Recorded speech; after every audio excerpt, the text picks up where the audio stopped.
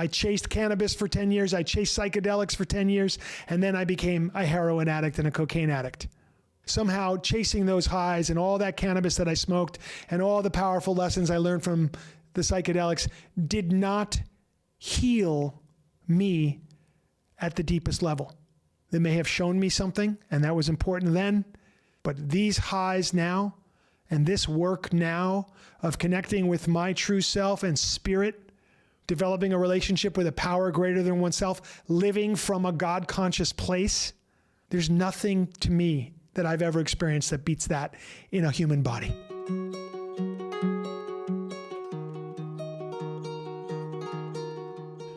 We have John Cordna. John, I'm delighted to see you here today, as I always am. Tell me what's on your mind, what's on your heart. First off, Tommy, so great to be here sitting, yes, shoulder to shoulder with yourself and Bernice. And first off, just wanted to share that I too work in this field. I've worked in the past with the homeless population and currently the incarcerated population, kind of in a holistic treatment program. So super grateful to be sitting in this conversation with you both. But the nature of my inquiry this morning, today is I guess, something that has been very dear to my existence since I've been alive in my body. And I too am, as a human being, kind of on the path of being in this state of recovery for about 7 years now. The inquiry that I have is the concept of getting high. The concept of getting high and the question of how what your input is on the importance of getting high. And so I can just give a snapshot of my lifetime. I grew up exposed to substances, became addicted to alcohol in my late teens, and that led to other substances. And then I let go of some of those substances and then became addicted to moving the body in ways to get that endorphin high. So trail running, whitewater kayaking, surfing, outdoor adventure activities. And that led to this birth of these feelings, these deep connections to those sensations of those chemicals that release in that process. So that kind of took me through my 20s and 30s. And then the more I kind of quote unquote lived on the edge as an adventure sports athlete, I started getting hurt. And then, for various different reasons, living different parts of the world, et cetera, not only serious orthopedic injuries and surgeries, but also other kind of imbalances that caused the need to have multiple surgical kind of repairs, which led to a very acute addiction for just about 25 years to prescription opiates. So I spent a good chunk of my time, still going through these surgeries and healing, and then kind of being able to do the things that I love to do, and then also using pills until it no longer worked for me. So now, and kind of I started integrating my practice of yoga meditation in the past 20 years as well. Part of a good chunk of that time was while I was still in the frequency of using. And now that I have been in recovery for about 7 years, and also as a yoga teacher, I would really appreciate your input, because just on the concept of the validity and kind of in the importance, I think, as we as human beings of getting high in recovery. So that's kind of my inquiry. Thank you, John, so much. What a powerful inquiry and a topic that is really one of my favorite topics. I'm going to jump right in. When I first met my teacher, my life teacher, spiritual teacher, a concept was floated to me. He recognized in me an addiction or an addictive tendency or a compulsion, or I was sort of set up and pulled towards movement and adventure, high adrenaline activity. I was tuned, like if you could think of my nervous system, was tuned and ready for really high octane events. Okay? So that's the setup. I was hyperactive as a kid, always moving, always moving, always moving. Always athletic, sports, big thing. Worst diet ever. I had the worst diet ever as a kid. Sugar-addled childhood and adolescence. Just, I can't even overstate how addicted I was to terrible food, which created spikes in my insulin and spikes in my energy and hyperactivity in my mind and body. And I was really, really up against it from a really young age. When I say I never sat still, I mean I never sat still, ever. And there's a real price to pay for not being able to be still, which we're going to come to in a moment. So when my teacher recognized this tendency in me and recognized this attunement, if you will, to very, very high octane and adventure type activities and constant movement, he said to me this very powerful phrase: Tommy, you need to become thrilled by the subtle.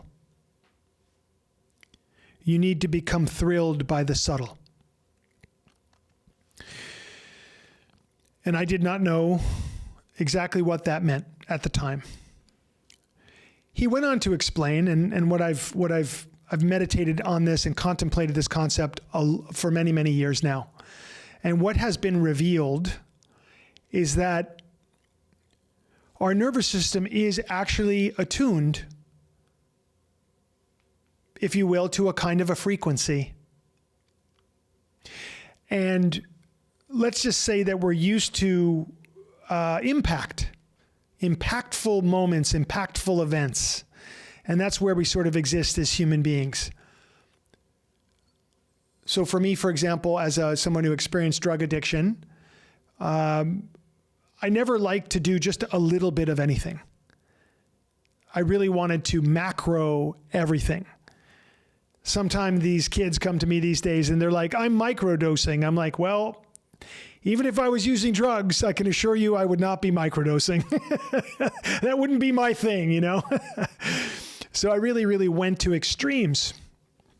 When I smoked cigarettes, I needed to smoke powerful cigarettes. I would never smoke a light cigarette. You know, I needed to feel impact. When I hit the caffeine, I need to feel impact. When I was doing anything, I needed to feel impact. I was really tuned that way.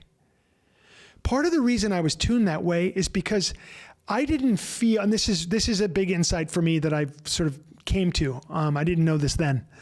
I did not feel alive unless I was engaged in impactful events. This followed me all the way into certain things later on in my life, like, for example, the way I play tennis.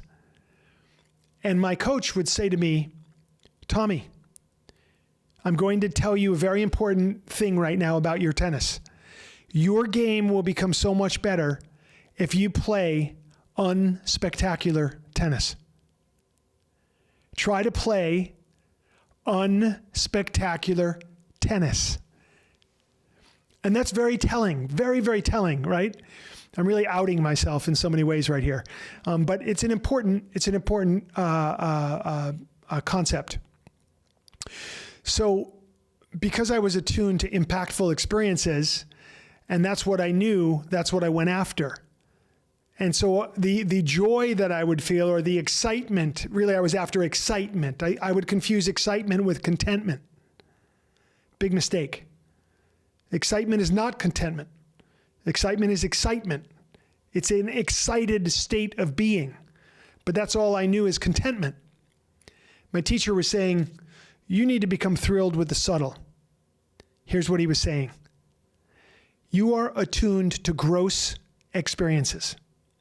Now, what revealed itself to me over the years is that recovery and life, perhaps, the spiritual path, is about moving into more and more subtle experiences. From gross to subtle. We're in this movement from gross to subtle. And if you think about it, as we become older, naturally, we're going to be experiencing more and more of a subtle experience. More and more of a subtle experience. More and more of a subtle experience. More internal. More meditative. This is a natural process for an elder to go through. We're not, if we were a professional player in the NBA, when we're 90 years old, we're not a professional player in the NBA any longer. Now, we're in our meditative state and our contemplative state, and we're moving through our, ideally, in the way I think, we're moving through our advanced yogic practices, the most advanced yogic practices of moving into the subtle, moving into the subtle, moving into the subtle. And then we do the most subtle thing we will ever do in our entire life. We leave the body. We take our last exhale. And if we have prepared for that, and we have moved and attuned our nervous system from the gross to the subtle, that will not be a painful experience. That will not be a harsh experience. That will be a beautiful completion of an unbelievable journey through this life. So my teacher was saying, hey man, slow down. You think excitement is contentment. You need to experience what contentment is. Contentment. Furthest thing from my understanding. When I was stuck in addiction, the only contentment I knew was the relief of a craving. Oh, I want to smoke pot. Okay, smoke pot. I'm content now. No, I've just relieved a craving. All I am is in the experience of being high from those chemicals, and it's shifted my emotional state, and it's shifted my brainwave state, and now I'm somewhere else, and I feel certainly relieved. I feel relieved. Or I take a psychedelic, and I'd be the first to say there's some value there. But ultimately, the addictive side of that is I'm chasing after novel excitement. I'm chasing after excitement. I want to see things differently all the time. I need something extraordinary in my life, something spectacular. Well, as we move down a path of recovery, we start to experience more and more subtle experiences by design, hopefully. We might develop the capacity to listen to somebody. We sit in a 12-step meeting in a circle with people that we don't even know. We slow down enough to listen to somebody else's experience and to ask ourselves, what from this person's share is helpful for me? Maybe I have something to share. And then you share from your experience. And this is a much more subtle experience than what we're used to in our addictive ways, or even if we're in recovery, but we don't slow down long enough to sit in circle. Later on, when we get our recovery feet underneath us, maybe we have a meditation practice. This is the first time when we turn our gaze inside. We start to connect with our breath. We start to really, really slow down. We start to watch our thoughts, and we're like, at first, we're horrified at how much we think. And we put a little distance between us and our thinking. And we stop attaching to every thought that comes, and we stop reacting to every emotion that arises. We realize the power of choice in our life. We're moving towards a more and more subtle way of being. In our relationship with food, if we're honest with ourselves, so much we just eat to stimulate ourselves into excitement. Or we eat for sedation because we don't know any other way to calm ourselves down. So we fill ourselves and boom, we're sedated. Ah, I'm relieved. No, you just have a huge, your stomach is distended because you ate too much food and now you can't move. You made it impossible for yourself to move. Finally, you're still. So we do it in all these ways. In our relationships with other people. Sometimes we don't slow down long enough just to be present with the people that we love the most. To actually look into someone's eyes. To hold somebody for more than 3 seconds. What if with someone's partner, what if you came home and you held them for 60 seconds and that was the first thing you did when you saw each other? I bet you the divorce rate would plummet. No, that's not going to solve every problem, but that's a big deal to connect with someone you love. Well, that requires moving from the gross to the subtle.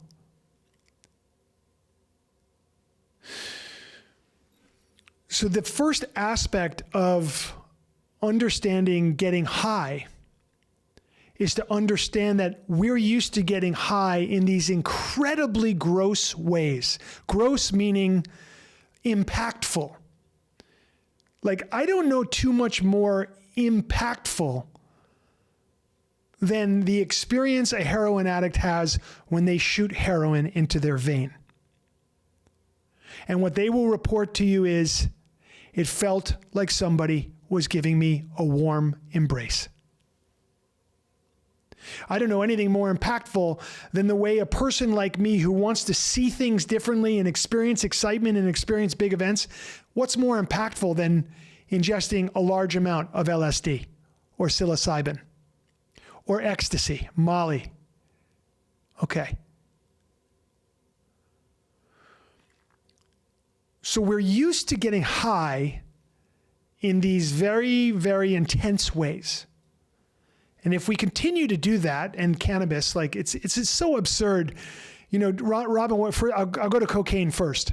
Robin Williams did this hilarious skit back in the day. He was like, wow, cocaine, give me some of that. Anything that can, make you can't have sex, make your heart explode. He's like, yeah, give me some of that, And he's like, only the United States of America could come up with something like crack cocaine. That cocaine wasn't enough as it was. So these are extremely massive experiences in your brain, in your heart, and in the systems of your body. These are not experiences that your nervous system was designed for. These are massive experiences, bigger than your nervous system. Cannabis, following in the same suit. The cannabis that people are smoking today and eating in gummies today is the crack cocaine of cannabis. It's literally like some of it is 10 to 50 times stronger than the cannabis I smoked in the 80s. It's like, when is enough enough? When is strong enough going to be strong enough?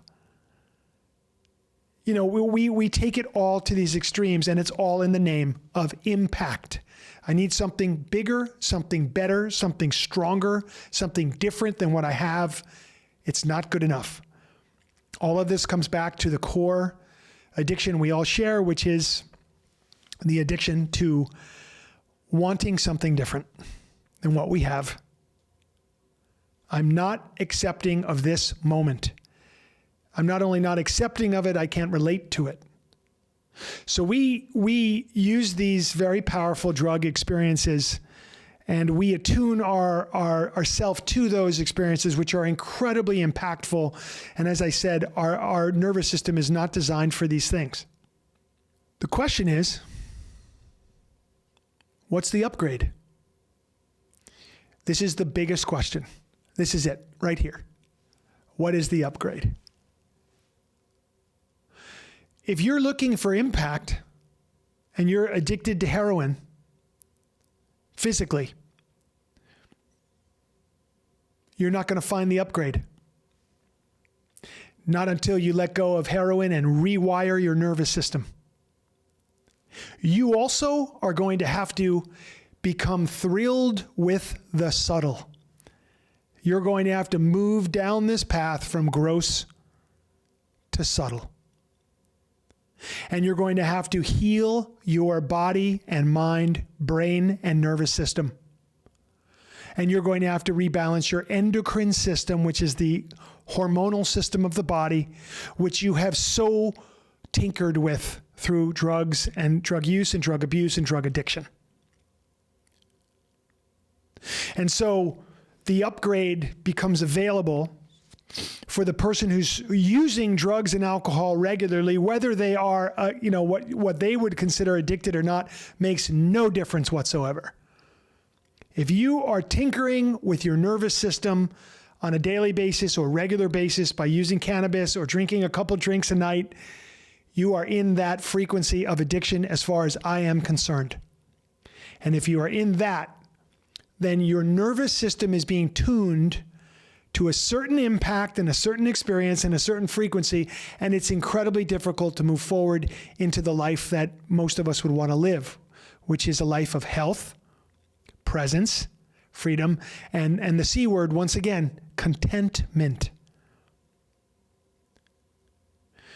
So many people who are not addicted to alcohol just have those 2 drinks every night, or 3, occasionally 5, or 1. And it's like, why do you do that? Because I like it. Okay, why do you like it?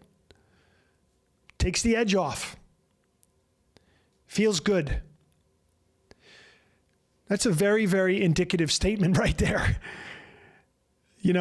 It's indicative of somebody who doesn't know how to feel good without that, who doesn't know how to take the edge off without that. Now, for me, from where I'm sitting, and I don't want this to sound like, the proselytizing yogi, but if you don't know how to take the edge off, I highly recommend that you take a look at the practice of yoga, breath work, and meditation. As you're moving down the road from gross to subtle, this is going to help you a whole lot. A whole lot. So, you release drugs and alcohol from your life. Maybe you just say, okay, I'm going to take 3 months off, 6 months off. What would it be like to go a year without drugs and alcohol? Where could I put my attention?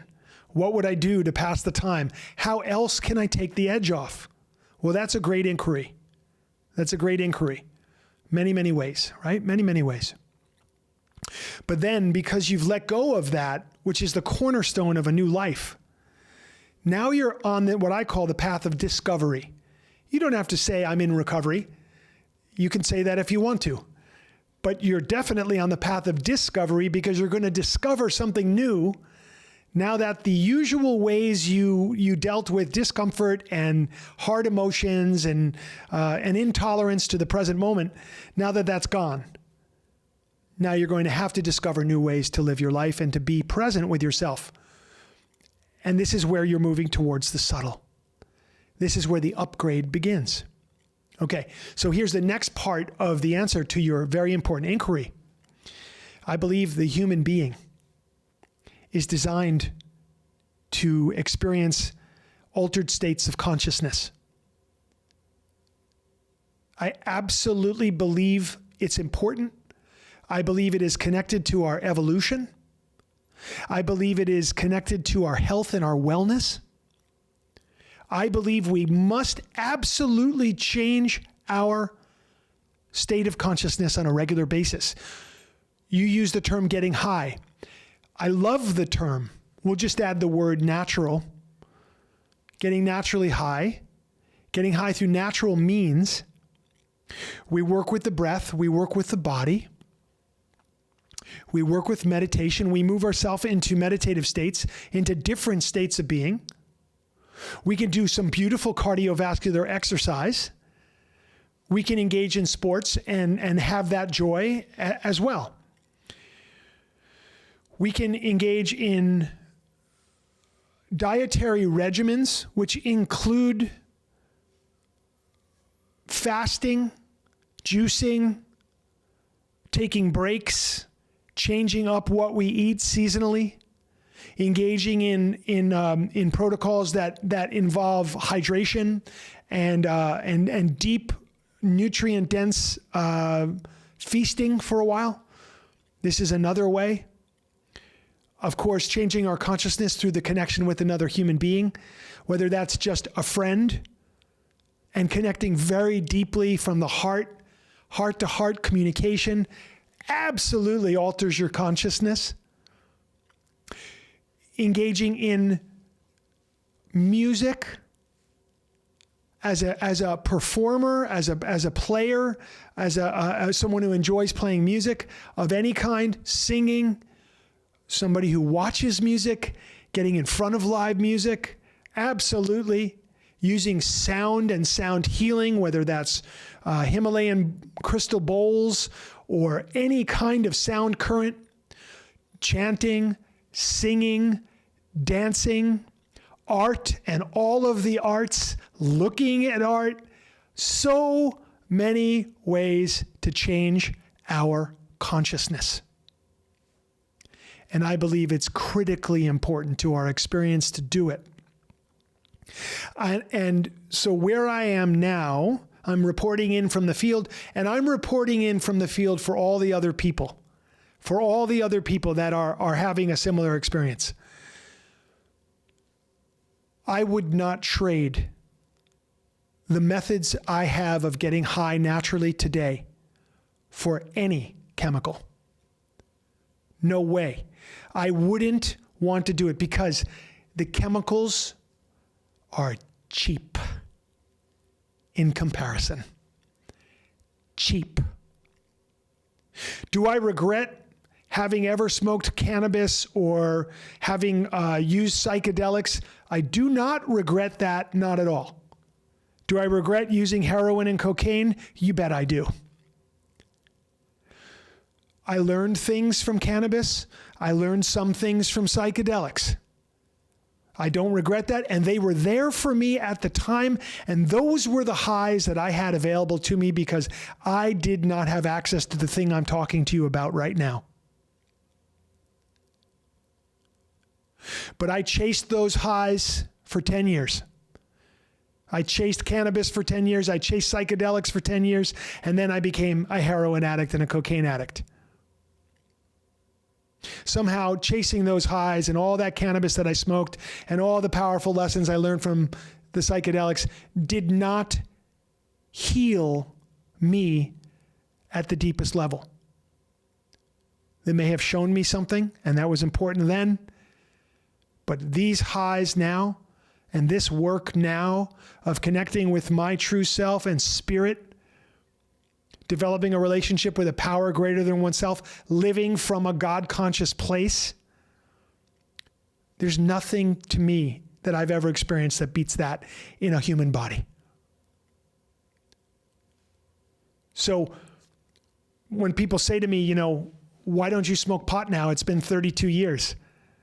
Or why don't you have a drink? Do you really think you're going to implode your life? I'm like, you're asking the wrong question. Why would I?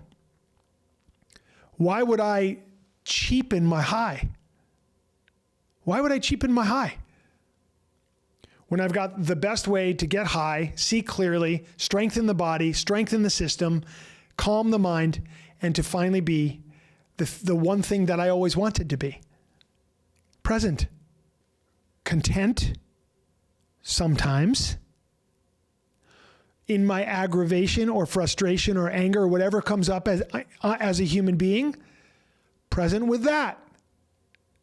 Not needing to distract myself from that, but learn what it's trying to teach me. And then return to contentment. Do I have excitement still? Of course I do.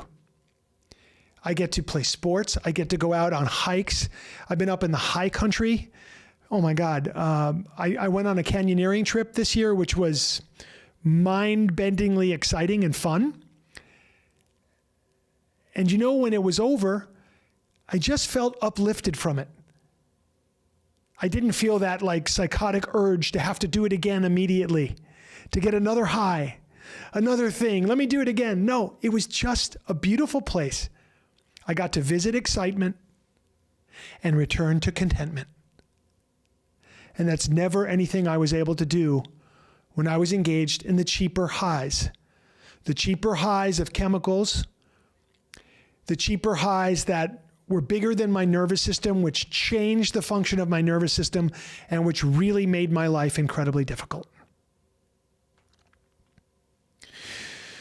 So, John, it's important to get high. I tell people to get high every day. Please do it. Please do it in all of these natural ways. Make it a point. As you're getting high, recognize I don't need this to be content. I'm already content. If you're not content, it's okay. Ask yourself, what's in the way? What do I need to work on? What's bothering me? And work on it. Just the same way I know you do. And the same way I do. Because we've been trained to do this now. To not distract ourselves, but to be in recovery and to do the work as it presents itself in our day-to-day life.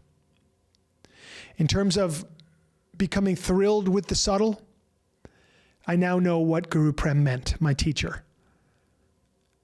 I now have had that experience. I am thrilled by the subtle experience of exploring my own consciousness, which is the consciousness, the wonderland of it. I'm so thrilled by that. That's where the action is. And so, the more you tune yourself to the subtle, the less you will have that addictive impulse to have to continue to get high. So you'll be in your yoga practices, your mind-body practices. The breath work is very helpful with this. The meditation is very helpful with this. Getting in circle with people, listening, calming down, slow down, calm down. Visit excitement. Don't make excitement the norm. You'll pay a price for that, just like I did. And it sounds like you have as well. So make contentment the norm, and you work on that through these practices. I don't know how else it happens. To really become content, we can't wait for the external world to line up the way we think it should. We have to work on the internal world and live inside out. If we live inside out, we're on the right track, and we're going to be very thrilled by what we find in this inner environment, in our subtle and calm meditations, which lead us to that place, that baseline of contentment. And then we create, and we're spontaneous, joyful, and free from that place.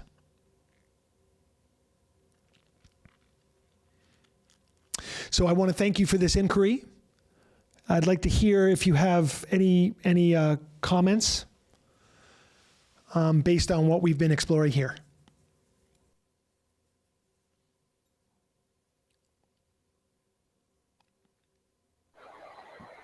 Wow, thank you so much for that full circle explanation to my inquiry. And I tell you, yeah, I mean, after living the life that I have, residing in this body for almost 62 years now, 62, the age of quote unquote retirement. I look at it as, just a segue of tuning into the subtle in my experience of living in what I call a short-term recovery, one day at a time, which just happens to be for a good chunk of time now. I think that, it's just for me, my practice has shifted as the body is aging at the same time. And also dealing with some pretty intense other chronic health conditions, which I believe are quite possibly intimately connected to my past, pill use, opiate use for so long. So the body, the nervous system, as you shared, the endocrine system are in recovery from that. And what the universe, the cosmos is telling me in my practice is to not be attached to the physicality, as you shared, of the physical practice, knowing that that serves a purpose in my evolution as I continue practicing one day at a time. Sometimes I wake up and I can barely move through a practice due to kind of what I'm dealing with health-wise. And finding just that contentment, that santosha of being happy with just like sometimes the perfect practice is restorative practice, or just the breath work practice, or just sitting in meditation and noticing that shift to subtle. So Beautiful. so yeah, this is just a different kind of a transitioning into a different phase of life, as you shared.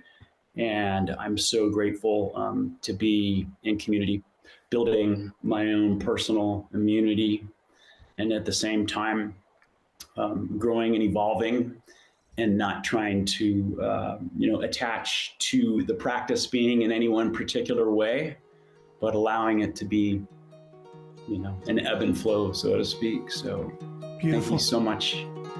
Thank you, John. Just love you, man.